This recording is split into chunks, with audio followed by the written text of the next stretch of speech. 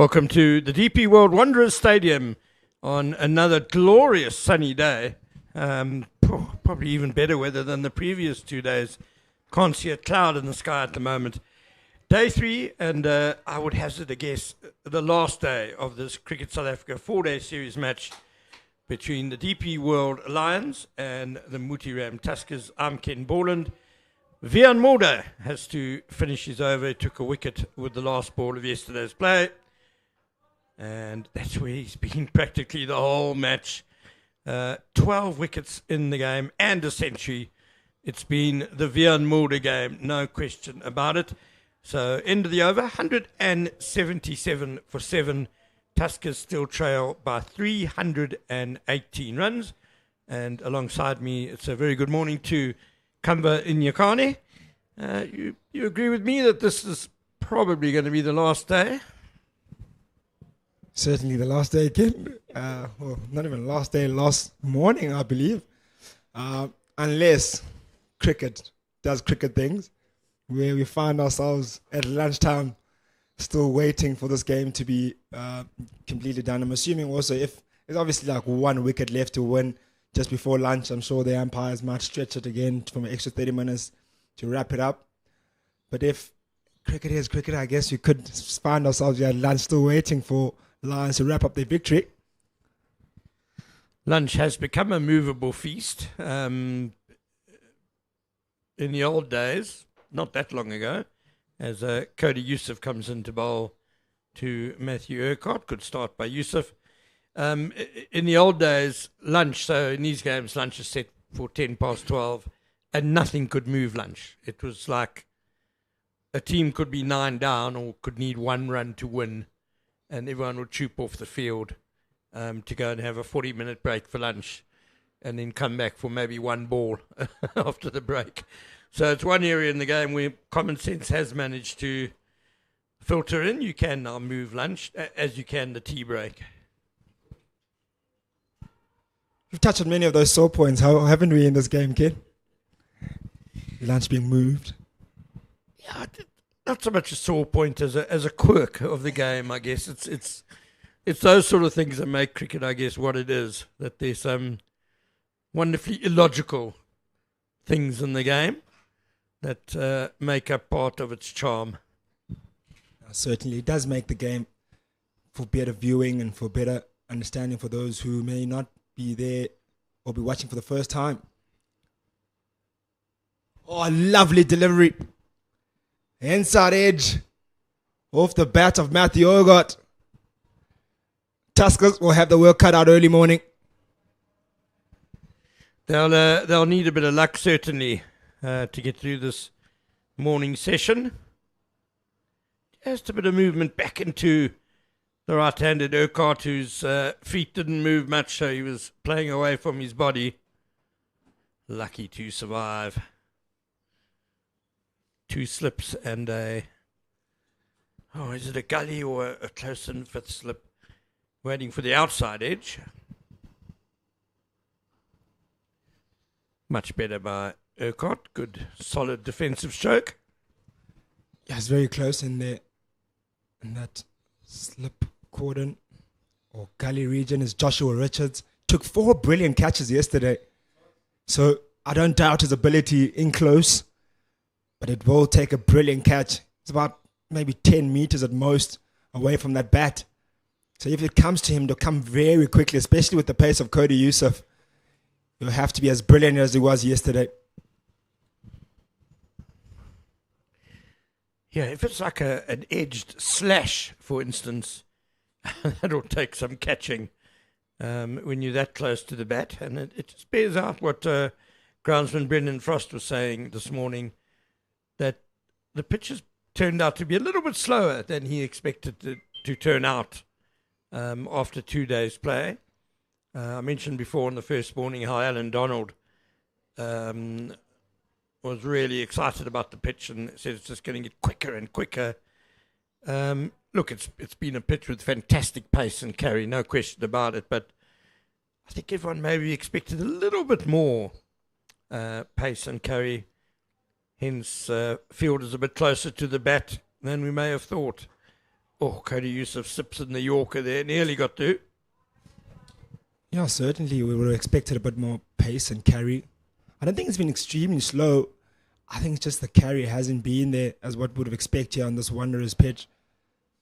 Maybe it hasn't been a surface that's been played on for a very long time, so you'll probably find that it doesn't have that much life in it. Yes, it's provided a lot of movement for seamers, and we did see quite a few deliveries yesterday, in particular from the bowling of Luto Sipamla. Picked up, I think, two outside edges that didn't carry right at the end of the day yesterday, the last session.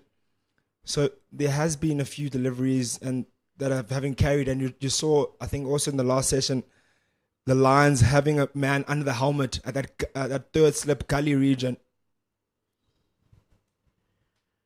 Vian Moore to start his first full over of the day. Beats the bat again. So, Kumba, you mentioned Josh Richards and his 4 catches, which actually equals the Lions record in 4-day cricket.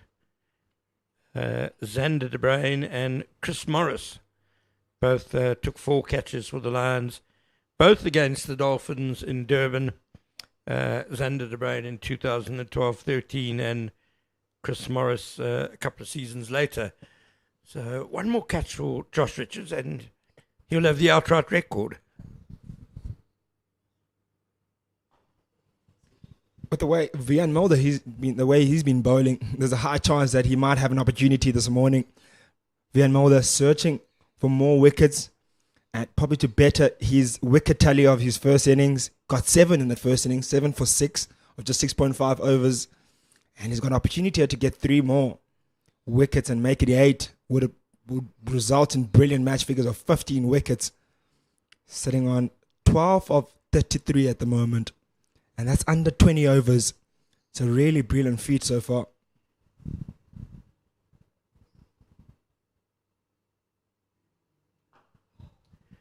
Since the introduction of the Cricket South Africa 4-day series, no one has ever taken 15 wickets in a match for the Lions. Kagiso Rabada famously took 14 against the Dolphins here at the Wanderers in 2014-15. Morris already has the second best match figures ever for the Lions, going past Chris Morris, 12 for 101, and Imran Tahir, 12 for 106. All of those records against the Dolphins, believe it or not. And of course, the Tuskers are also a KwaZulu-Natal side. KZN Inland, hailing from Maritzburg. Josh Richards doing good quick fielding there, scampering across to cut off the single. You see him very energetic. You know, there's something about being a fielder. You take plenty of catches or you take 1 or 2 catches, you just got a spring in your step. And when you're in the field, and it can be can totally go opposite pear shape. When you do drop catches, you feel like hiding somewhere.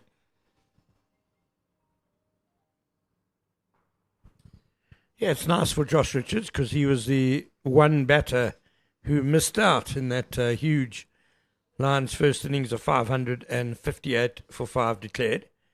He was out for just 5, so he's... did he get any catches in the first innings? No, he didn't. So he's nearly got more catches than runs in this game, so he's at least got that to feel a little bit happy about. He's contributed, certainly.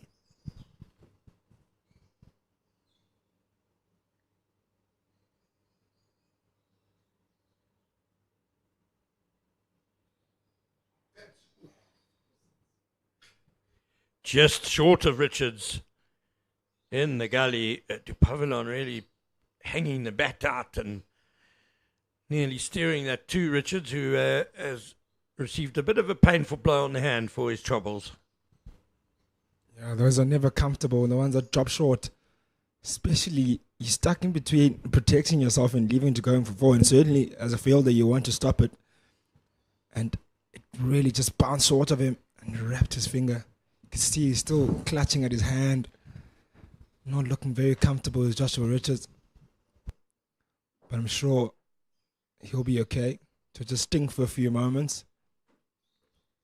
We'll have Cody Youssef into his second over. Looked good in his first over. Got the inside half of the bat of Moothee Ogot. And you'll look to search into that inside edge and outside edge of that bat.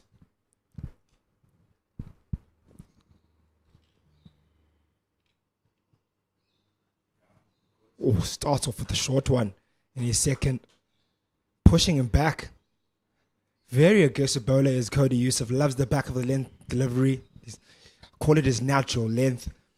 And goes short here this time. Has been unfortunate in this game. Haven't picked up many wickets. And I think he's bowled brilliantly as well. But hasn't been rewarded for his efforts. And in particular last night, he was really steaming in. And he was into the batter's face. Yeah, he had a really good tussle with Sean Gilson during that 69-run partnership for the 5th wicket. Lots of banter. He was fired up. It was the end of a hot day, and you could just sense that he was trying to get the best out of himself. And he put in a really good, solid stint, did Cody Youssef. Even though he didn't get a wicket, he certainly maintained the pressure on this Tuskers batting lineup. Yeah, he did, and he bowled really with some serious heart yesterday.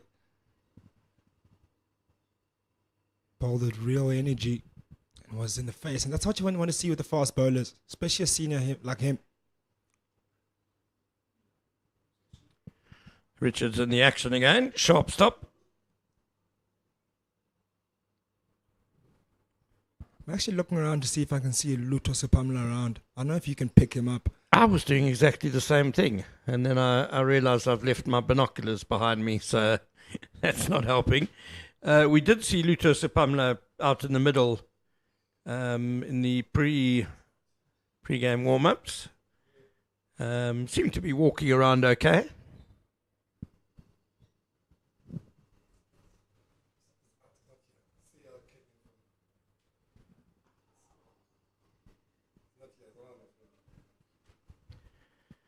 So we've just confirmed with I.M. Yawley, his former teammate, that he's not out on the field. I guess there's no point in the Lions risking him with a potential final to be played next week. Yeah, certainly it's not worth the risk. He's your gun bowler. And the last thing you want is to have him injured permanently. It was a groin that really took him off yesterday. And a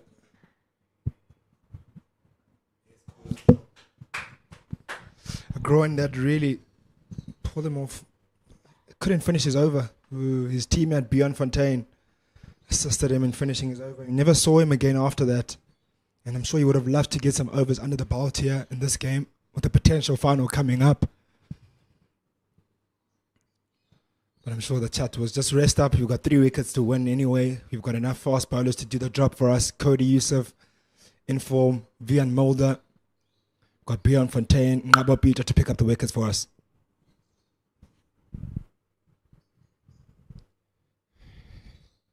Yeah, and Supamla did have a good spell in the first innings.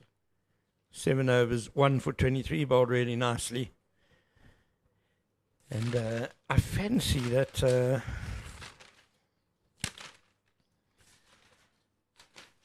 I've spotted Richard Selitswani on the field as a 12th man. So I think we can safely say Luto Supamla's not on the field.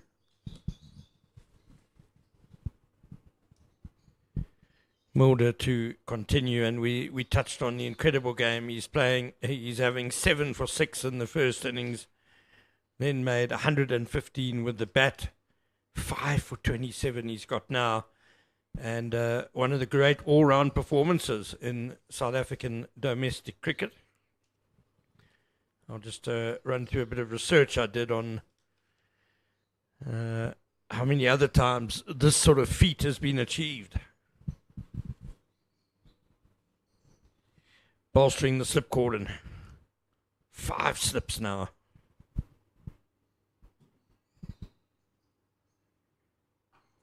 It's like one of those games you see in a Sunday league game where they've got one gun bowler that they back and they stack up this slip cordon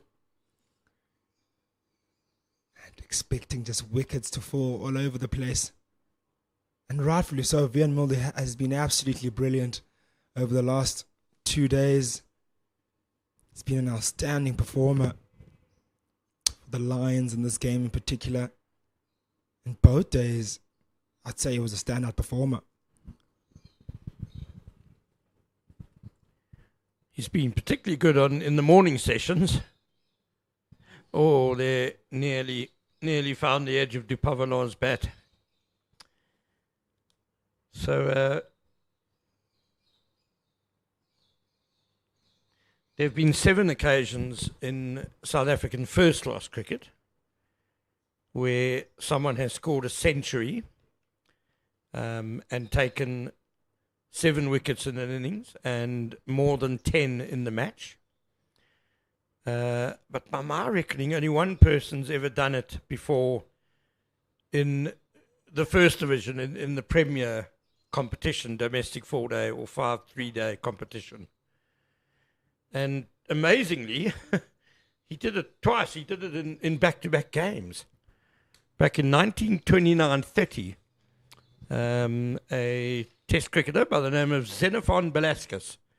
He was a spin bowling all-rounder, scored 132, and then took 5 for 87 and 6 for 43 for Griqualand West against Eastern Province in Kimberley in 1929-30. Back in those days, Griqualand West were actually quite a strong team. The mining boom was still going on.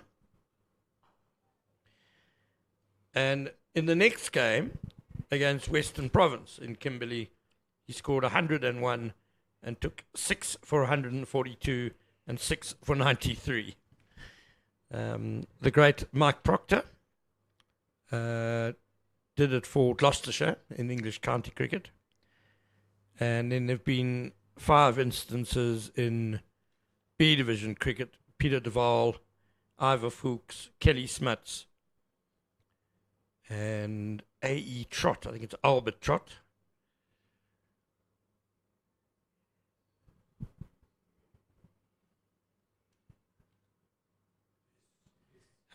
Trott scored 101 not out and then took 7 for 74 and 4 for 66 for Lord Hawke's 11 against Transvaal at the Old Wanderers back in 1898-99. That would have been some sort of friendly tour game. And Andre van Vuren did it for KZN Inland against Kai in Pietermaritzburg in 2006-07. So it really is a remarkable performance by Vian Mulder.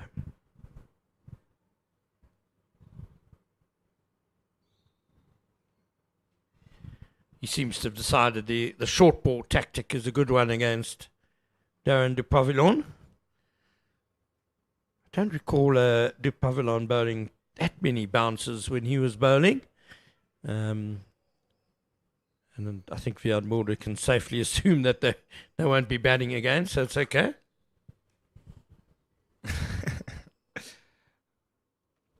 Sure, fast bowlers like giving each other some fast ball treatment. And he, absolutely right there again. He knows he's not coming back to bowl, so you won't be facing him anytime soon, so that he can return the favour. And Darren Dupavilon, he can certainly bowl a short one and direct.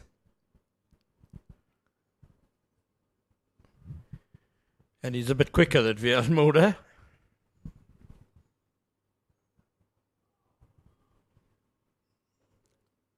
Bit of a slower morning today.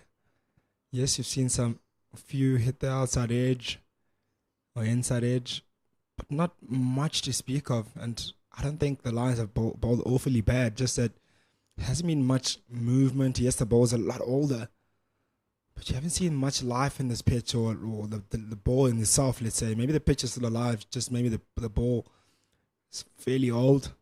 So it might just take a little bit longer than we expect for these last few wickets to fall. Yes, I think a 57 over ball, certainly a factor. And also it's a hot morning. It doesn't really feel like a bowling day. And the pitch is pretty dry and hasn't changed much from the first day. There's really not much deterioration out there. Still looks like a pretty good batting track. I feel for guys like Gilson who batted really well yesterday. He would have loved to be batting now early morning this morning. Oh, inside edge. Darren de Pavlon. Another one. Second one that Cody Youssef has suffered this morning. Urquhart in his first over of the day. And now de Pavlon. Expertly placed to get off the mark with a boundary. Expertly placed, Ken? Is that what you call it? An inside edge that's gone to the boundary. Expertly placed. Notes taken.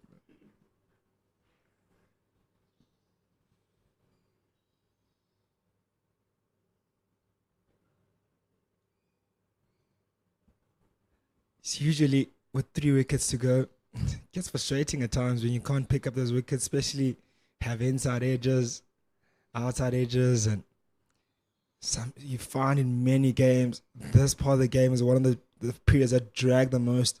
You'll get all your 7 wickets very quickly, and then the last few will just take forever. You'll be moving your field around, chopping and changing.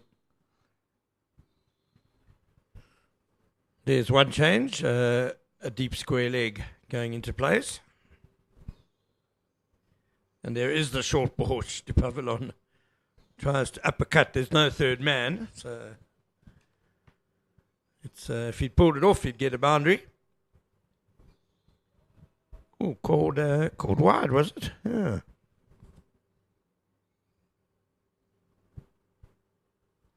I don't know if it's me or what, but I'm sensing a bit of impatience here from the Lions.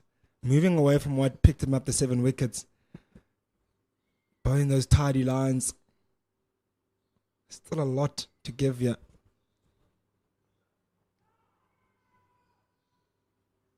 I don't think they have to go to that short ball ploy as yet. Still early morning. Try out a few options first. Go full. Back of the length line that's worked for you.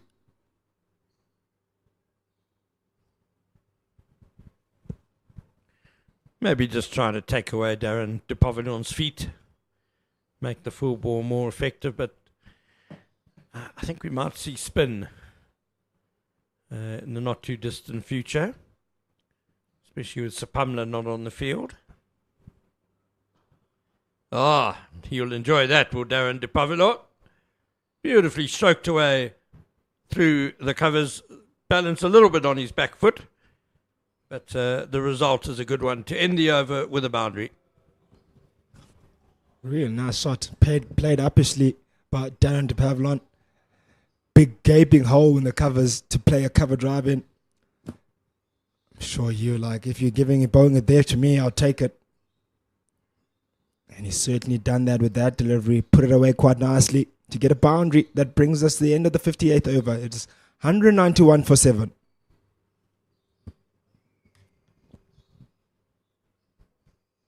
De Pavlon had taken more than 10 balls to get off the mark. And 2 boundaries in that over, seen him jump up to 8. The deficit 304. See, Wandile Makwetu is keeping wicket this morning.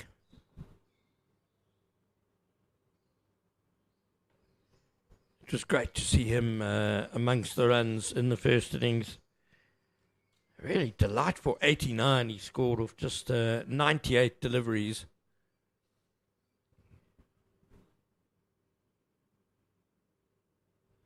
Yeah, I played very aggressively in that innings was Wandile Makwetu. Batting with Vian Mulder yesterday morning. Had a brilliant morning session. Was set for that 100. Forced to be dismissed on 89, as you say, Ken. Would have wanted 100 there. Worked so hard. Beautifully bowled by Vian Mulder. The skill he has shown in this match has really been top class, as well as his control.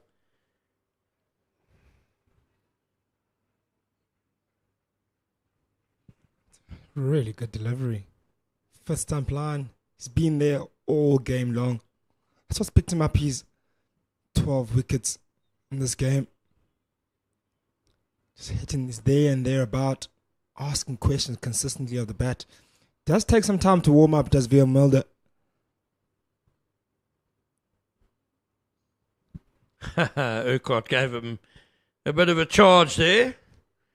Mulder pulled his length back a bit and whistled it past his outside edge, and then gave him a bit of a look, just to say, what are you doing, Sonny? What are you doing? Fast bowlers never like the sight of a batter charging down at them. Hate to see a side of confident batter or a sign of confidence in playing them. You might even find a short one coming here.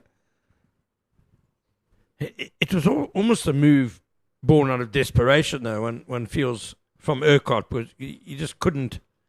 He just can't get Vian Mulder away at the moment, and so just trying something different.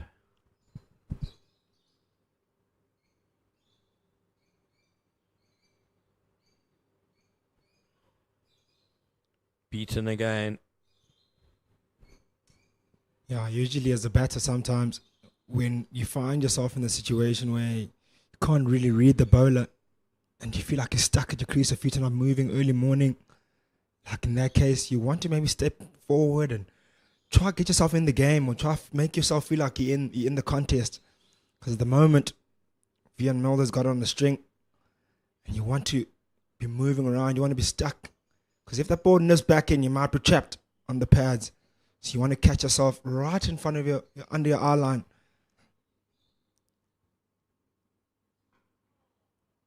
Right behind it that time around is Moothee Urquhart.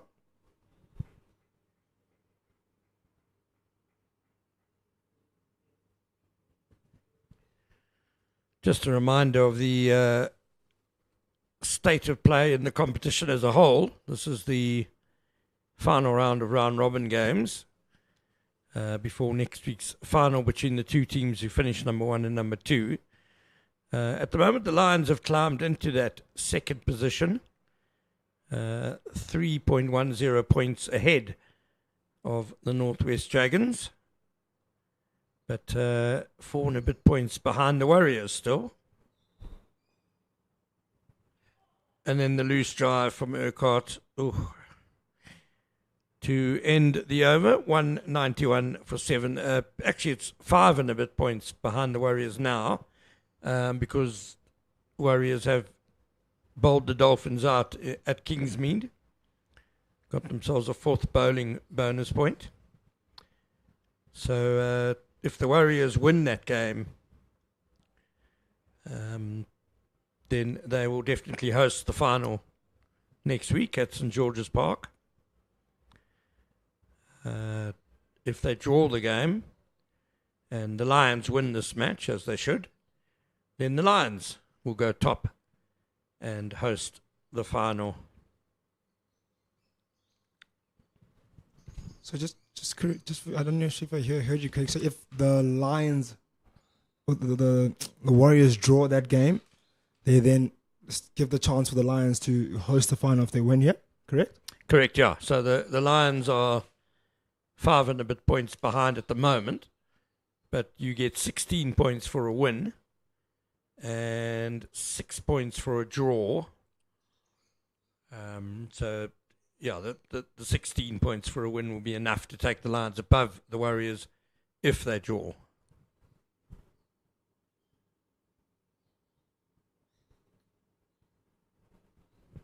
Oh, we'll be definitely guaranteed a Lions win, I could say. Or confidently say we could definitely guarantee a win. It's just about the draw on the other side. Oh, awkward. Snaked back it to Pavillon and he couldn't get out the way. Yeah, the Warriors have a healthy lead already on day 3 of that match at Kingsmead, so as long as the weather plays along in Durban, they'll feel they have a good chance of winning the game. They've lost a couple of early wickets in their second innings, the Warriors, but they lead by 160 with 8 wickets in hand, so a very good position, one would think. Yeah, I'm sure the Lions were watching that one very closely. As soon as they complete this game here, whenever they do that, I'm sure they will have a close eye on that, and I'm sure they'll be very keen on hosting that final here at their home ground and be able to have some home ground advantage here at the DP World Wanderers. That's well played by Dupavillon, gave himself a bit of room. Came with the bat quite sweet. They're going to get 2 because Richard Seliswani has had a bit of difficulty fielding that cleanly, the 12th man.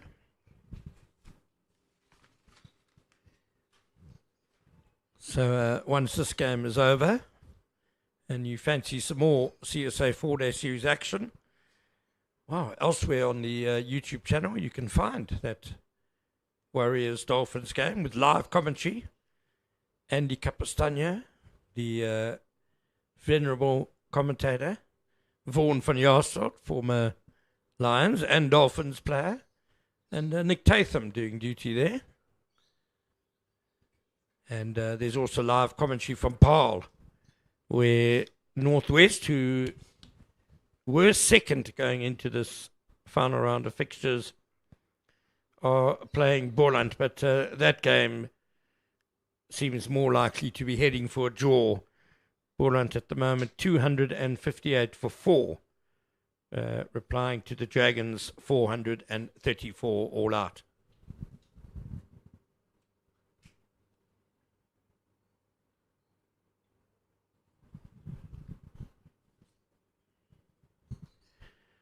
Looks like a short cover is coming into place. And a backward short leg. I'm sure that short cover there was triggered by that ball that was played up in the air in that previous over, that boundary that Darren de Pavillon scored.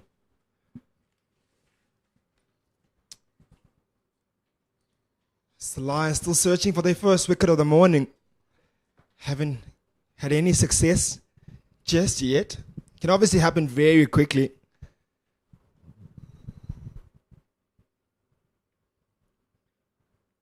Oh, brilliant delivery. Yeah, it's good bowling by Cody Yusuf. Needs to maybe bowl it just a yard or 2 fuller. Because at the moment it's A, going over the stumps, and B, beating the bat by a fair margin.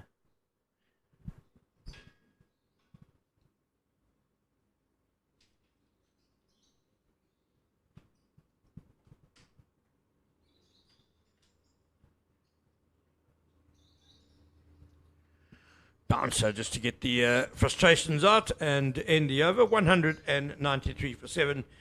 We're going to have a commentary change. Aya Mjoli will join Kamba Nyakane, and I'm sure Aya will be keen to get some wickets for his former team.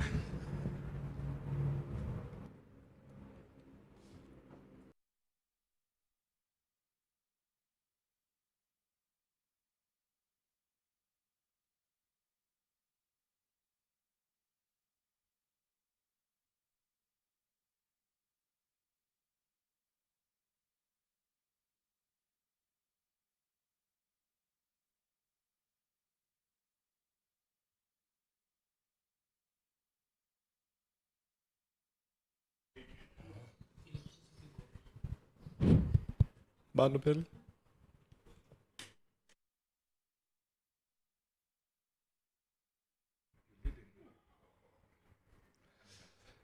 It's the start of the 61st over now. It is 193 for 7. Good morning, Aya. Morning, Kamba. Got the Wanderers, yeah? Vian Mulder, Cody Youssef, I think I'm happy with the lines and the length that these guys have been bowling. They haven't been searching too much. They've been keeping it simple, bowling in the good areas. You know, always know when bowlers are, tail enders are batting, you try to attack the wickets more and try to search. I think there's been a lot of discipline from the bowlers and that odd bouncer there.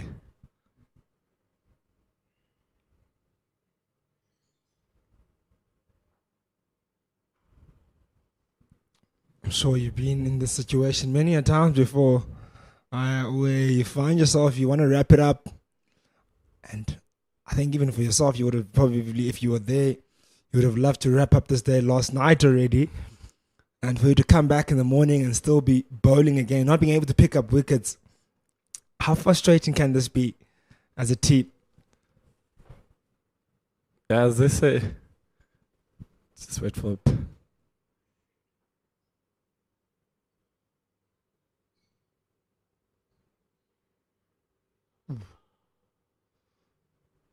Really good delivery there by Vian Mulder, getting the outside edge, but goes all the way along the ground. Gets the boundary, does Matthew Ogot. Streaky one it is.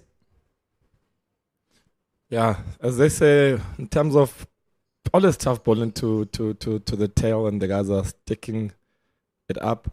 But it's always, as they say, that if you the top orders, if you bowl those good balls, why are you changing to the tail enders? If those good length ball can get the top order out, and then the tail, you can definitely do the same thing. But most of the bowlers, when you start seeing the tail, is trying to search and try to get wickets, and that's where the problem starts.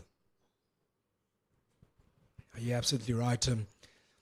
Very often you find that in this type of situation where fast bowlers get very frustrated very quickly, where they lose their patience, they see those balls getting the outside edge or beating their bat. And very often you find that the balls are too good for the tail enders to actually get an outside edge on. And then you find that you getting frustrated. You're doing so often that you want to change that. Hence you then opt for that shorter length delivery due to frustration. But as you said, it's very important to stick to your lines and lengths that have worked for you for the previous 7 wickets.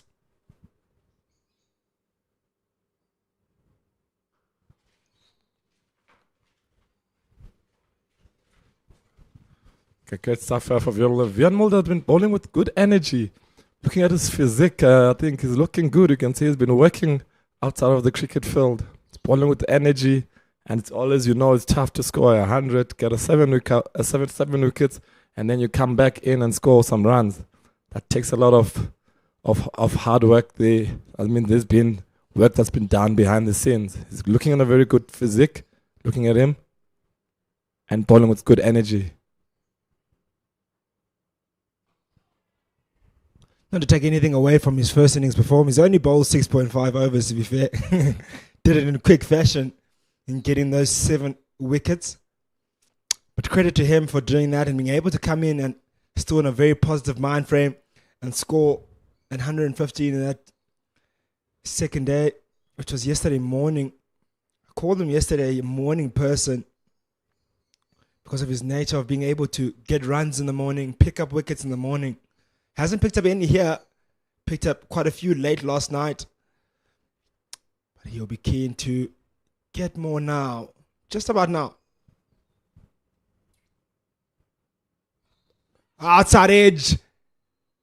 The Pavilion plays it upper sleeve past that gully fielder. They're just putting reinforcements in that area. But that one misses everyone in that slip region and goes all the way along for 4. Great bowling there from Vian Mulder. Remember, he's as grown as a cricketer also. I think he came into the Lions setup. I remember I was still here at the Lions. He was in matric. He came one practice. He came wearing his school clothes and came, I think he was 18 years old that time. And we were there, the senior players and all those guys. The high school boy coming to the Lions setup. And look at him now, has grown as a cricketer. Scored some runs in Zimbabwe, 365 not out. So, and look at him today. He's going bits by bits, everything pro tier. So you can see also his physique is looking in a good shape. You can see the man is doing very well for himself and is growing as a cricketer. Yeah, he certainly grow leaps and bounds, particularly from that time he was a schoolboy. He's really done so much in his career since then. And as you've mentioned, as an international, he's picked up wickets, scored runs internationally as well. And here, the 4-day stuff is really impressed as well. Proving why he's an international player is Vian Mulder. We'll have a change in bowling. We'll have Bjorn Fontaine replacing Cody Youssef. We have Bjorn Fontaine, who managed to pick up a wicket yesterday as well, yesterday afternoon. Oof. Nice start. Wicket that was brilliantly taken by Joshua Richards. That short leg inside edge that went behind or towards the left-hand side of Joshua Richards. Ended up being a brilliant take at the end.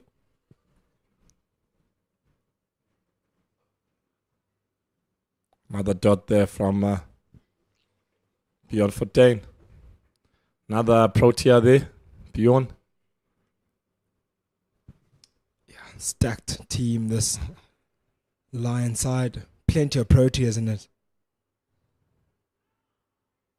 He spoke about it in the first day of how instrumental it is to have guys, international players in and around that setup where you can help those youngsters grow a lot faster and to have an influence, to have someone, that voice at the end of the day to encourage you and give you wise words at the end of the day. Definitely, that's right. I think experience. They say you can't buy experience. I think experience is something that's earned. So I'm just counting the Proteas in this team. I think we have like 6 Protea players here in the Lions team squad.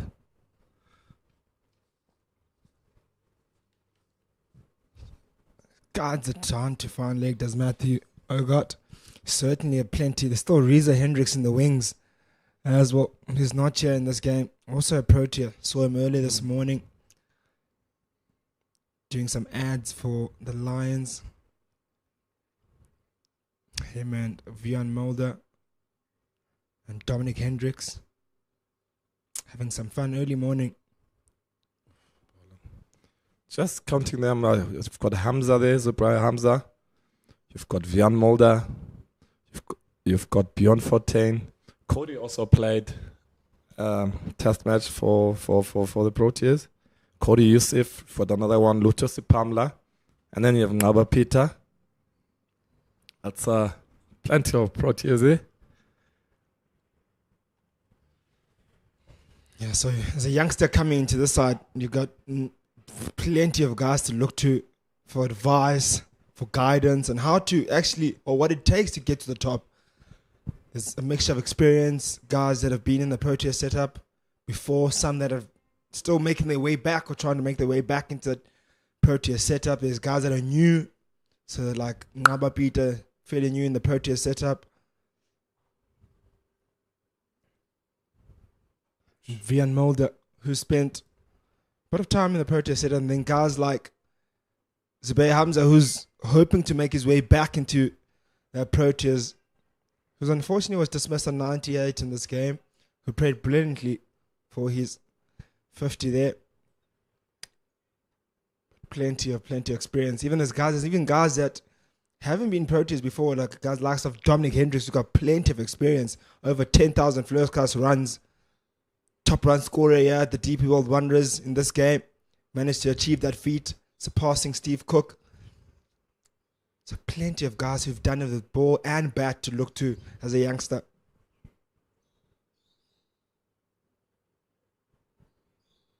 Nice delivery by Vian Mulder. Carrying on where he left off in the previous overs. It's a good line, good lens there from Vian. Yeah, as we say, I think having like 6 guys, I think we look at the international level. I think the intensity of training and the thinking that goes beyond it. I think it's very different energies that you come down to your Division 1 or Division 2 cricket. The intensity of the training, how they practice. If you have those guys here at the Lions, that means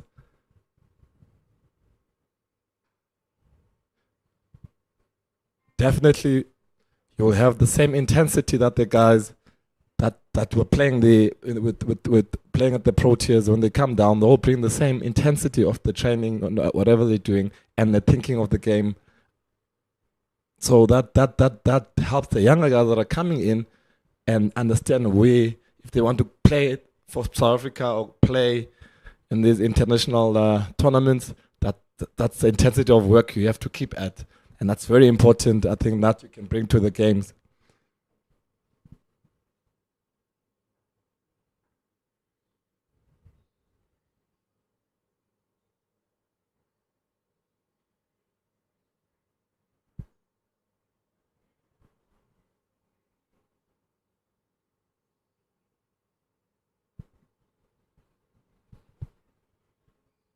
This partnership now is slowly building up, and so start getting frustrating for the Lions, who've been picking away all morning but haven't got any rewards. This partnership has quietly moved over to 29 now. Lions have been thinking to themselves, when is this wicket coming? But the important part will be that they have to remain patient in their quest for their 8th wicket. Oh, brilliant delivery by Vian Mulder. Hits the right length, the right line, and again beating the outside edge. Great bowling there from Vian Mulder. Just loving the way he's still keeping it there. Yeah, he's on 5 wickets. He's not trying to search too much. He's still stuck onto his line and length, bowling it with good energies. Not that greedy. You just need to know when this time of the stage, you really want to get more wickets. You want to get out of the field, finish this game early. But you can see the discipline that Vian has been keeping here, just bowling the top of off stump, fourth stump lines, and just keeping it simple. And wickets will take care of themselves. Oh, another one. Another rip snorter from Vian Mulder. That's what he'll give you consistently. Great bowling there from Vian. I think you don't have to change anything much here. Wickets will take care of themselves. Just keep on bowling those areas, keep on bowling those lines, and wickets will take care of themselves. The moment you try to search and look for wickets, that's when you can get hit for runs. Yeah, you're absolutely right there. But it's naturally, as a player, you sometimes find yourself in a situation like that, having beat the outside edge quite a few times, and you then tend to get frustrated naturally as a human because you've been doing something over and over, not getting your rewards. But I guess that's what separates the good guys and the greats. If you can stay patient and just stay around about there, you'll get your rewards.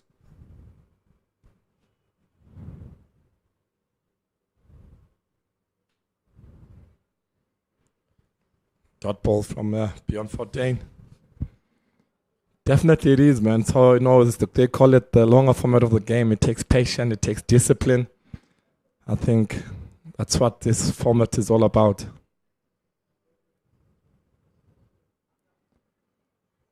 I think this morning I was looking at, there was a thing on Instagram, the Lions page. They were talking about Dom Hendricks with what he's achieved this game. This past Stephen Cooks. Now they're leading run scorer at the Wanderers Stadium, and the history of the stadium, and also it's just passed over 10,000 runs.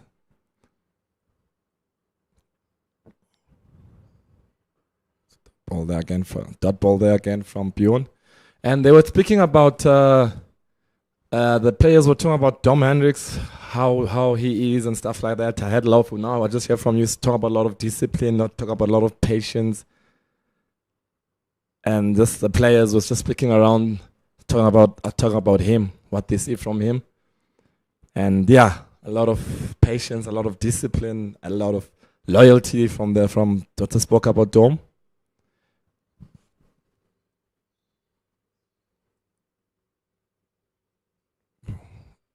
And one thing, when he started speaking, he spoke very differently as how the players were speaking. He spoke about a lot of disappointments, and he spoke about fun. And that's the man he is, Dom Hendricks. I think He's had some bad times, but he kept on going, and he had some loyalty into the Lions setup. I think he started playing for Lions, I think his first year out of school, and he's been a faithful servant of the franchise, of the provincial team. I'm sure you've been fortunate enough to share a changing room with him before, if I'm correct. Definitely, I think I've spent like over 7-8 years with him in the changing room.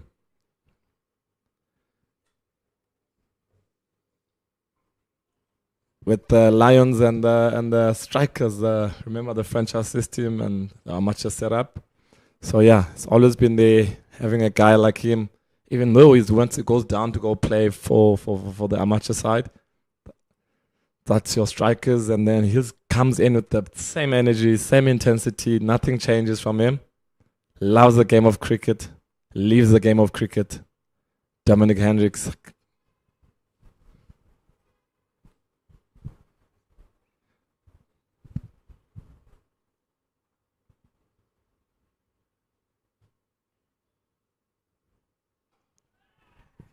Uppishly played by Matthew Ogott. Just a quick update on South Africa versus Afghanistan in the World Cup. The last 2 overs remaining. Afghanistan chasing a target there, 187. And it's 12 balls remaining, and Afghanistan are needing 24 in the last 2 overs. A very, very tight contest there.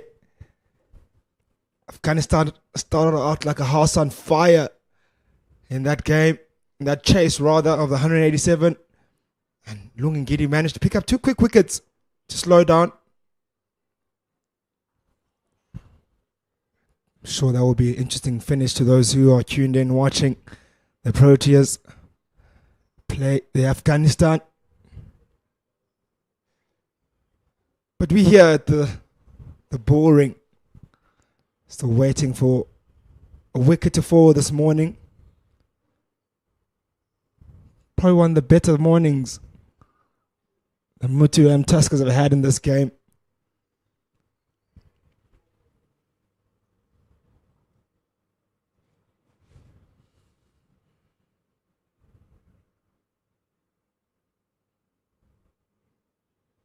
It's great ball in there from Vian. I think that bowling a bit wider there.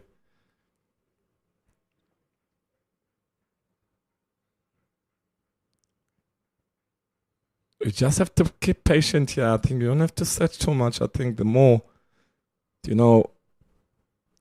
guys will make the mistake, the more time they spend there in the wicket.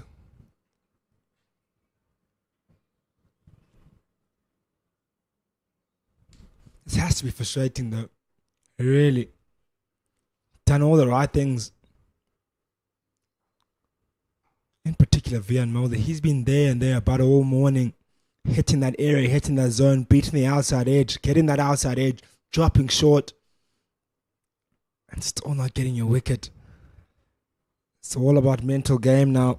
Stay mentally strong. Make sure that you get those wickets.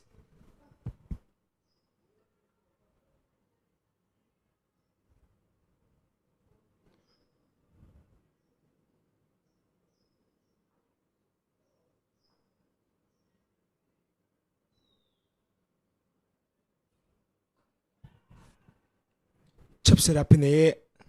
Drops short of the square leg, does Matthew Ogott. It's just been that kind of morning for the Lions. Nothing has gone to hand. Everything has dropped short. Hasn't really been able to get the final product, which results in a wicket. That brings us to the end of the 65th over. It is 207 for 7. Great stuff there. You can see the captain there, Dom Hendricks, having a chat there with Vian. Probably Dom is saying there, 1 more there for me, champ. I need 2 more from you. So maybe he's saying, hey, let me go. It's been very well, just been unlucky.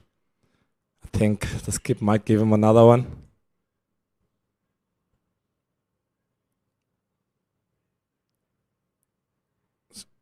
Just been speaking about the wicket. I think Ken mentioned it earlier on. been a very consistent bounce I've seen.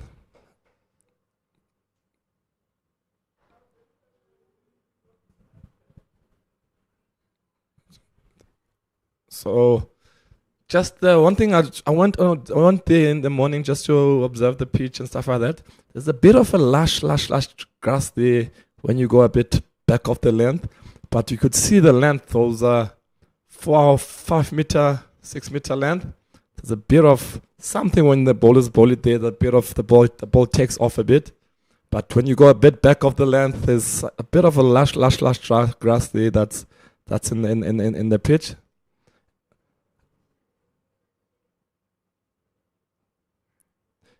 And I think that's where you see that slowness in the wicket when you go a bit back of the length, because it's more of a tennis ball bounce. But when you go fuller, there's some good carry that comes on your way.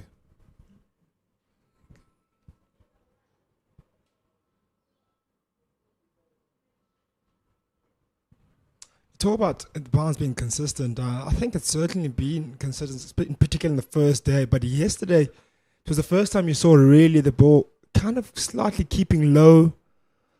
Some balls not carrying, not necessarily low, but in terms of the carry from the outside edge, it has been, I think, consistent bounce.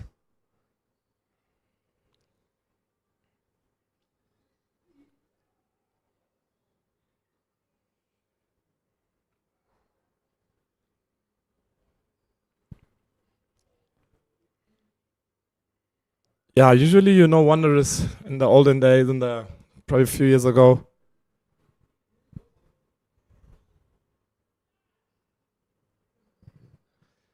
Defensive stroke there, but Darren de Pavlon goes upper sleep. In the olden days, the cracks used to open up wide. I think with the grass and the it's very compact wicket. I think the cracks have held up. There's not really cracks that I saw now, even on day 3. Usually when it comes to day 3, day 4, the Wanderers, you'd always see some cracks, but nothing. The wicket looks good, and the bounce has been consistent. You haven't seen any balls going up and down, but everything has been consistent. So great work there from the groundsman.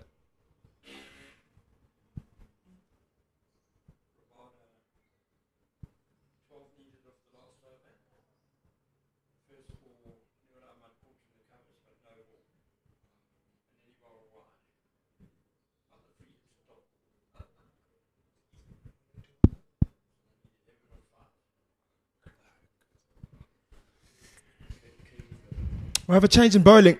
Finally, Vian Mulder has handed over the reins this morning. Hands over the reins to Ngabapita. He'll be searching for his second wicket. He's bowled 12 overs for 36 runs. Starts off a bit loose, a bit of a loosener for Ngabapita, which goes for 4 byes. Has had one of those deliveries in this game where they've been, I call them freebies, and a bit of looseness. But this is really good practice for him, and time out in the field. Has been off for about a month. Didn't play a lot of cricket. He wasn't selected for the SA20. So I'm sure he'll be relishing this opportunity now to be able to get some overs underneath the belt for him.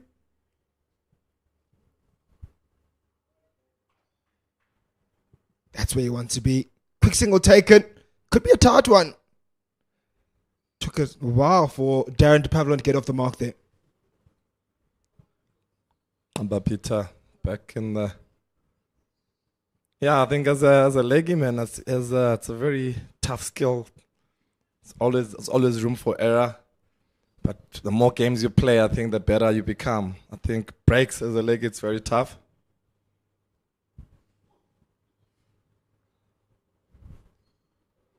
So yeah, Ngabapita.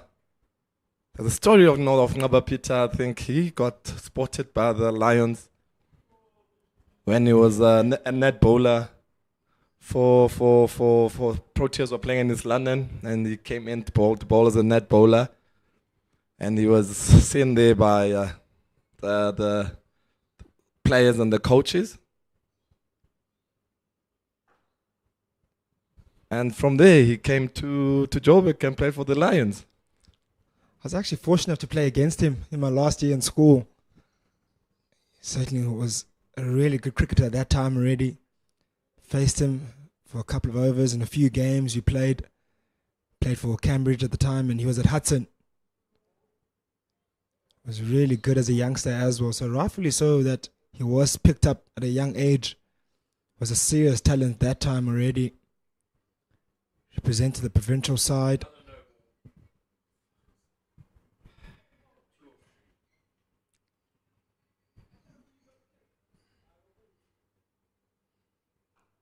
He's getting into his work here, Ngama Peter.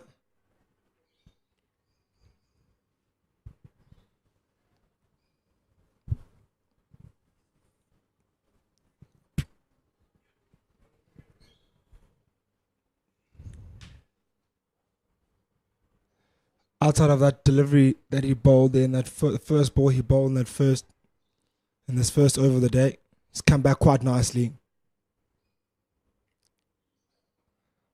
Oof, good one. Almost squares up. Darren to Pavlon brings to the end of his first over, and the end of the 67th. It is 213 for 7. It does bring an end to my commentary stint for the morning. It will bring Ken Borland in to join Havu.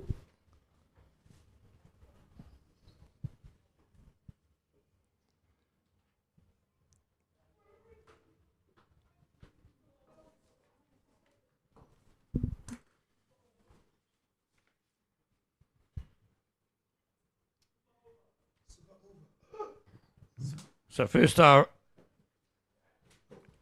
of play done here at the DP World Wanderers. No wickets have fallen.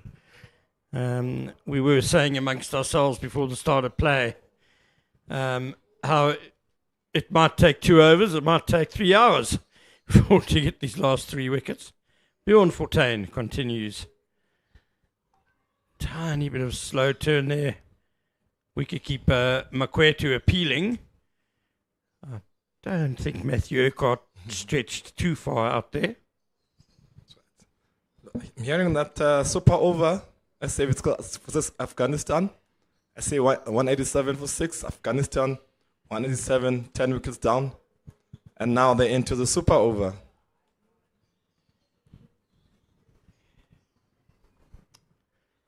Yeah, poor final over, I believe, by the Proteas. Couple of no balls and wides. So the Lions still trying to get their first wicket of the day here. I don't think they've bowled that poorly. I just think the pitch is pretty flat now, and the ball, of course, is 67 overs old.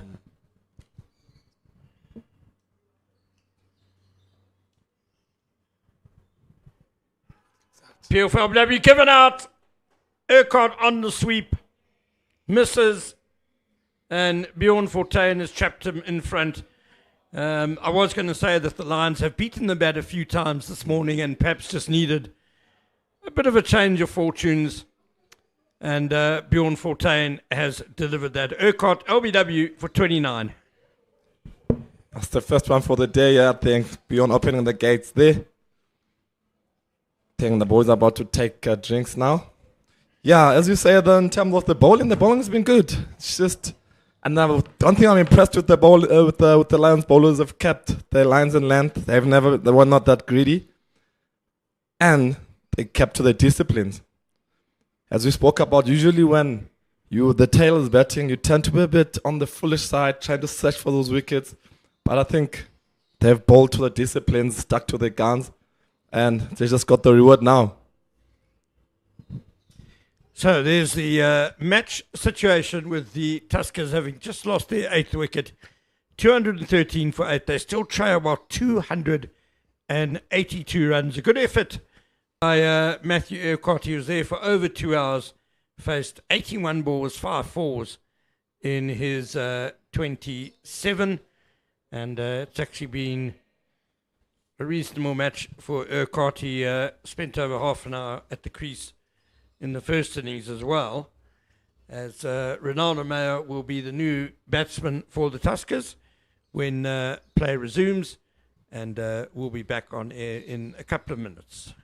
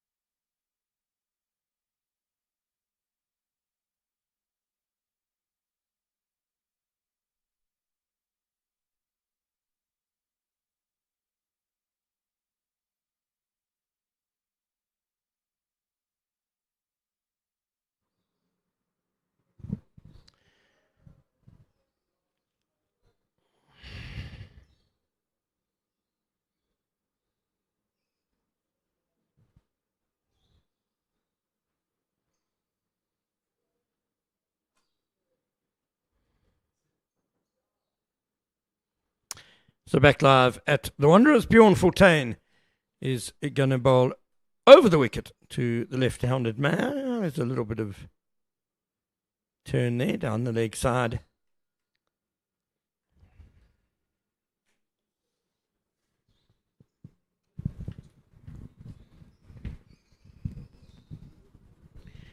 Silly point and a short leg and a slip in place. Mayer has squirted that away to the vacant third man boundary for 4 to get off the mark. I think the tail end is there for Tuskers. I think they've done a good work. I think they're showing the top order that how things are done, spending time in the wicket, and runs will come through. And Dupev and Orchid have done very well, but they lost the wicket now of Orchid from the bowling of Bjorn Fortuin. Ronaldo Mayer is in there. Yes, they certainly haven't given it away. The Tuskers batters this morning have shown some determination, some gumption. Darren de Pavilion on 14 faces up 99, but Peter, that's nicely bowled.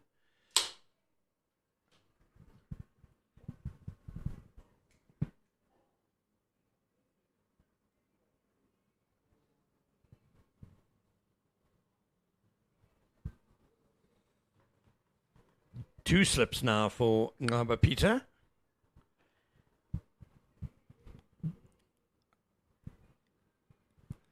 As a leggy and as a leggy coming into a 4-day setup, you're still looking to strike. So I think your job as a leggy is to strike and get wickets. Most leggies do.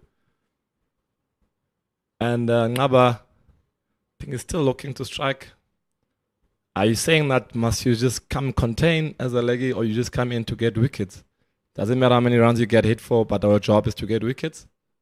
Or you coming with the mentality saying, I want you to come and contain and not lose a lot of runs? Well, I've been quite heartened actually by Ngaba Peter's bowling. He did make a valuable breakthrough yesterday. Got rid of Thanda Zuma to end a troublesome partnership at 69. And I think he's bowled with excellent control, you know. There was one over that went for 16 runs. Matthew Urquhart hit him for a few boundaries. So, I mean, he's only conceded 37 in total, and he's inside his 14th over. Yesterday, bowling on a second-day pitch where really there wasn't much in it for the spinner.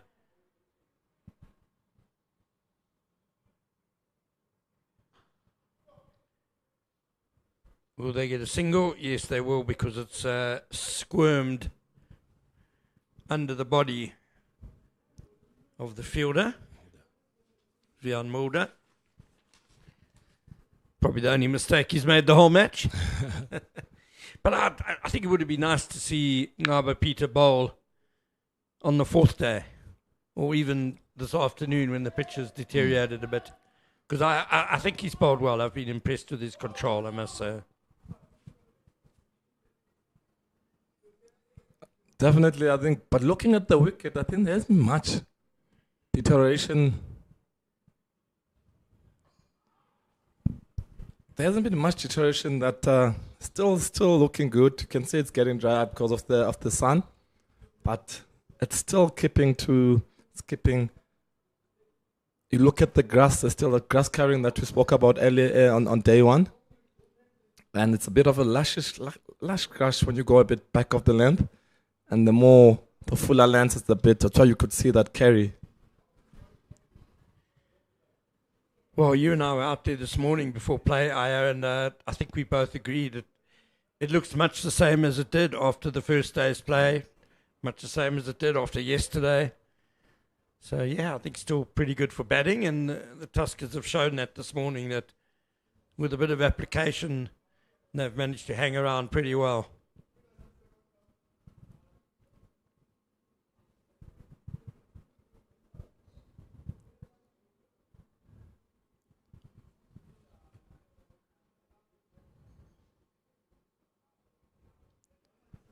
That was quicker and flatter by Bjorn Fortuin, but Darren de Pavillon has been there for over an hour now, so he's seeing it well. And then tossed up. Yeah, very also good to see Bjorn. You remember Bjorn? I think it was the first over. He injured himself there, went out, but good to see him that he's still on the field, bowling. There's that turn again, but it's slow turn, and you could see that by the Pavilion being able to just tap it down to slip. Yeah, Fortuin actually didn't bowl in the first innings. He wasn't needed, with Rian Mulder taking 7 for 6, and that's when he left the field, which was concerning. So it's been great to see him back on the field, bowling in the second innings.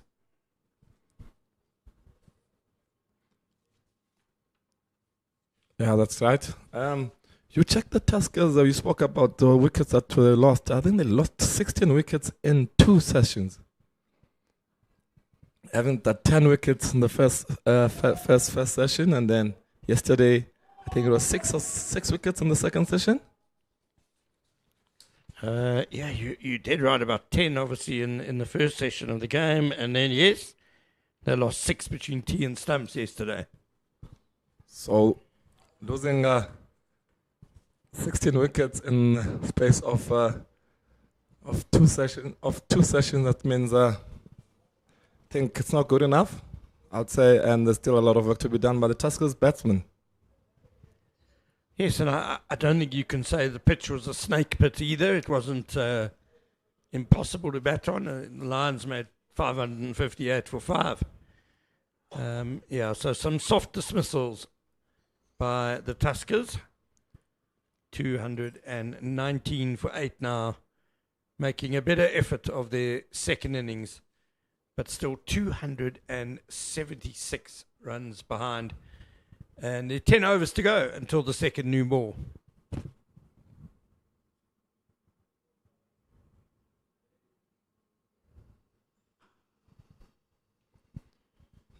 Ronaldo Mayer is not looking to waste time here. He still is hitting it hard. Yeah, I was looking at, I was watching the wickets that fell yesterday, yeah.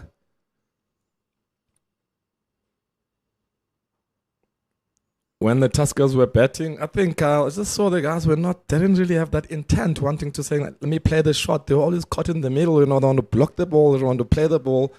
And that's the approach coming into there. You have to really know what you're here to do. If you want to go positive, you play the ball. I think most of the batters earlier on, I think they were in 2 minds, and then that's where you lose your wickets. Especially here at the Wanderers, I think it's So where you have to be, if you can be on very defensive, you still have to play positive, even though you're behind with the runs, and didn't have a great first innings. Two things that suggest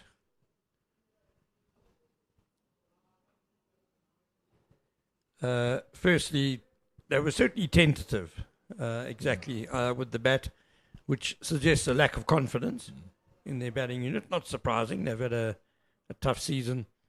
But secondly, also that the Lions bowled, I thought, really, again, an excellent length.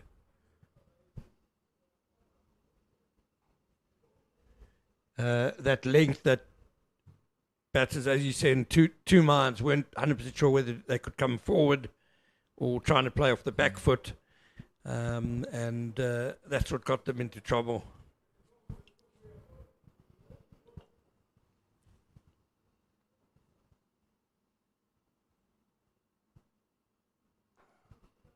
That's nicely clipped by Darren Dupavilon.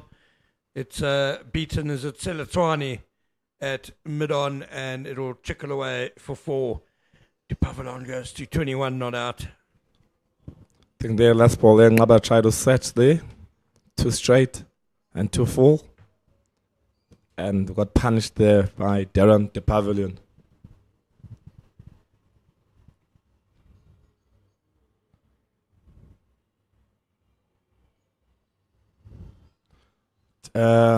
In India, Afghanistan 17 runs in the super over. So South Africa needs 18 runs off 6 balls. That'll take some doing. Yeah, I wonder if Ngabapita was trying to get the LBW, that last delivery of the over, because it was also fired in a bit quicker. But very nicely played by Dupavilon.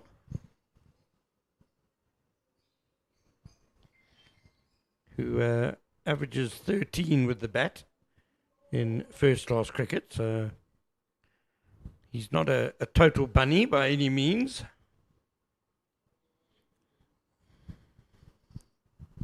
To have there fighting hard for his team. Make sure that he stays there in the middle. And his partner there is not shy at all. He's very positive in his playing. He's been hitting it hard. So Dupavilon 21 not out now. It's his best score of the season. In 10 previous innings this summer, his previous best was 16. So a little milestone to celebrate for him. Definitely as a bowler, you always take those ones. And trying to make sure that you get a not out there. Oh, it was nicely flighted by Fortain, and it did bring out a bit of a tail-ender tendency there from Mayer swinging across the line, and it just skewed out to long on for 1. Yeah, I think against the tail, you do want to give them a bit of air, don't you?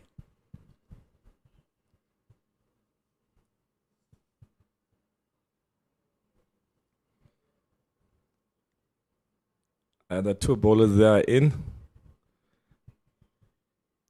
Karina Sima there. No fast bowlers union there. You bowl the short ball there. You always know when the tail is up. You don't really like it there in your chin or your head. So but you bowlers always speak about fast bowlers union. When you see other bowlers are batting, there's always fast bowlers union. You always say, okay, no bounces. We're just gonna keep it simple. But also, you will tell you the batsman like also no drives, eh? Then we keep it at that. Fair is fair, but I mean, even when you were playing, hadn't the fast bowlers union died out by then, Naya? Yeah, it used to depend on it. Also the friendship with the other bowler. I think how you guys know each other. But I remember the year I think when the Knights won 2014-2015 season when they won the 4-day series. Mashanti Langa, Duan Alifir, when they were bowling hit, both of them. That was quite a new ball pairing, that one. Yo, Marchant Delanga. Yeah, there was no fast bowlers union there. I think the guys were coming for you there. It was tough. They were quick, both of them. Over 140 k's an hour coming into you. Attempted big hit, and he's bowled him. So, yeah, I said toss it up a bit to the tail ender. And that's exactly what the leggy has done. And, yeah, Ronaldo Mayer couldn't resist, and he's been bowled.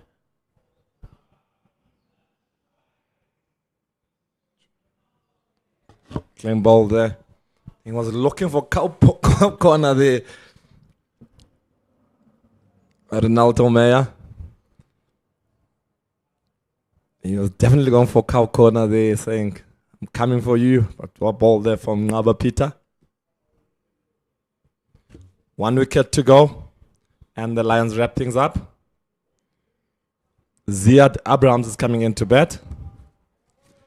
And the Tuskers are 224 for 9 in 72.2 overs. He's on a golden pair. Ziad Abrahams was out first ball in the first innings. Part of Vian Mulder's 3 wickets in the last over of the innings.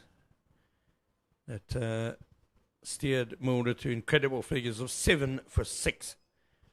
Ziad Abrahams, we're just seeing his highest first class score, 13 not out. Averages just 6 with the bat.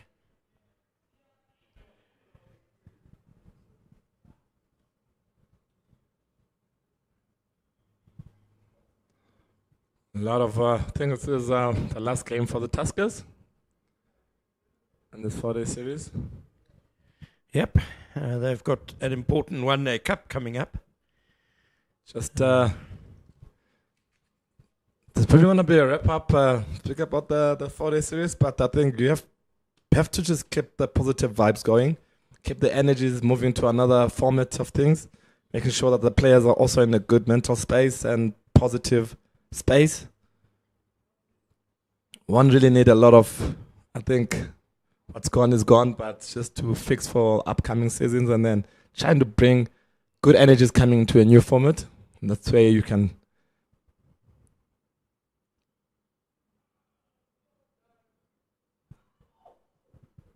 beaten first ball. Yeah, the Tuskers, if they can somehow win the one-day cup, they might give themselves a chance of avoiding relegation. If a team like the Titans, who haven't had a great season so far and will probably finish second bottom of the 4-day series, if they finish last in the one-day cup and the Tuskers somehow win it, you never know. And the Tuskers do have possibly a better white ball team. I mean, they've got guys like Hardisvillion, Wayne Parnell, very experienced white ball bowlers. I think the Oval in Pietermaritzburg can be a bit of a tricky venue for away teams.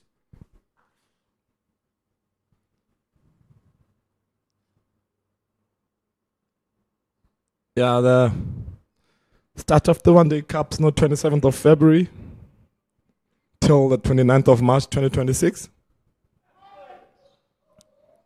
Still a lot of cricket to be played.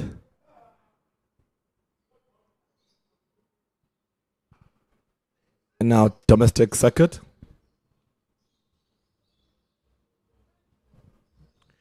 End of the over, 224 for 9. And the deficit is still 271.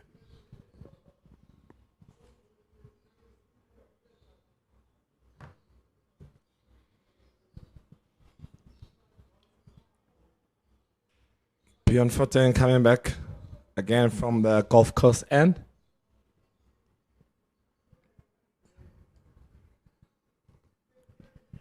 So I said the deficit 271 runs. Just in terms of biggest ever wins in the Cricket South Africa 4-day series. So that's since 2004-05, the franchise era. Nicely played again by Dupavalon. I don't think Bjorn Fortuin will mind though, bowling to number 11.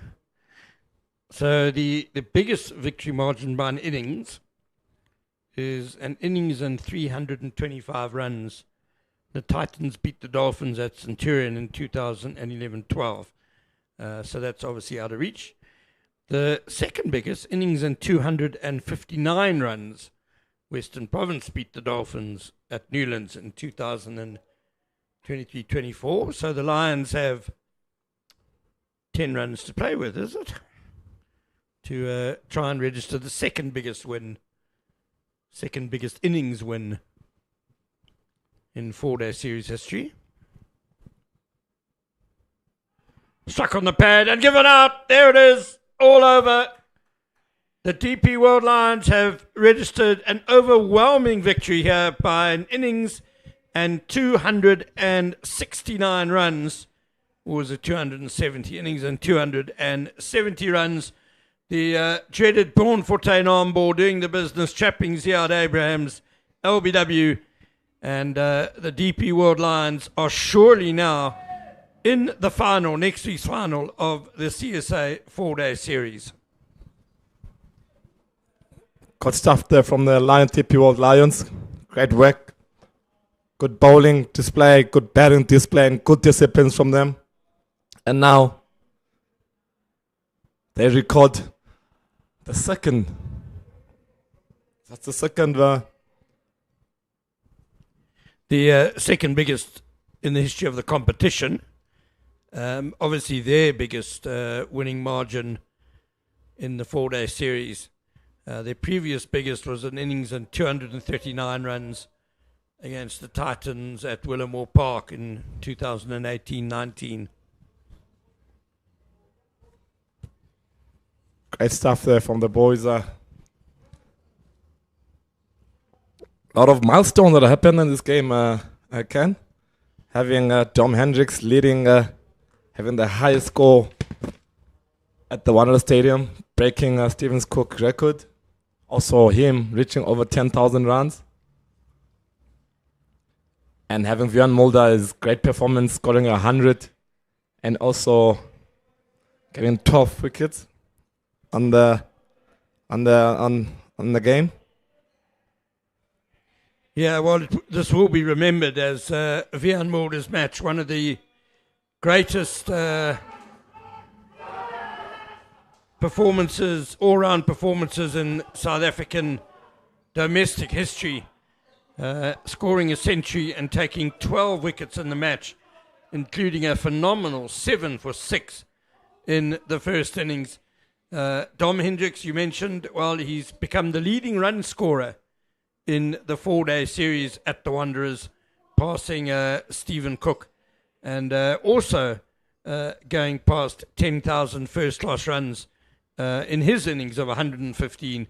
So those two players will certainly remember this game with a lot of fond memories, as will the entire team, because it has surely put them into the 4-day series final now, as you see the match summary there. And going into a final, what does this sort of performance do to the confidence of a team? Yeah, definitely it's a big booster, having scored hundreds and you've got fifers involved and winning in this way that they won. I think the guys will come into the final. Hopefully it's a home final. Whatever it is, I think it's a great and you could see other batters that everyone chipped in, and when the Lions were batting, we had over how many hundreds that we saw in the Lions innings? 300s, and there was also so the hundreds were scored by Dominic Hendricks, Björn Mulder and Connor Easthuizen. Zubair Hamza made 98 and Wandile Makwetu 89. So having that, you could see that all the batters are in a good nick and going to the final. Good confidence for each individual that there's runs in the bank. So bowlers also bowled well. I think all the bowlers of the Lions, I think they were very disciplined with the lines and lands. So I think coming going to the final, I think guys will go with great confidence and wanting it to win. But on the other side with the Tuskers, I think coming the past 2 games, I think they struggled a lot. And you could say that wrap it up and make sure that the guys go to the other format with good energies, good confidence, and looking to win it. I think that's the most important thing. Just trying to put the confidence back into the players, and making sure that there's still that belief and that we still can win and do great. So you mentioned the final, and whether it be home ground advantage for the DP World Lions or not. Well, we'll have to wait and see. The DP World Lions have done all they could have done with this overwhelming victory and a massive haul of bonus points. Over now to the Warriors, who are playing down in Durban. And if the Warriors win that game, then they will host the final next week at St. George's Park.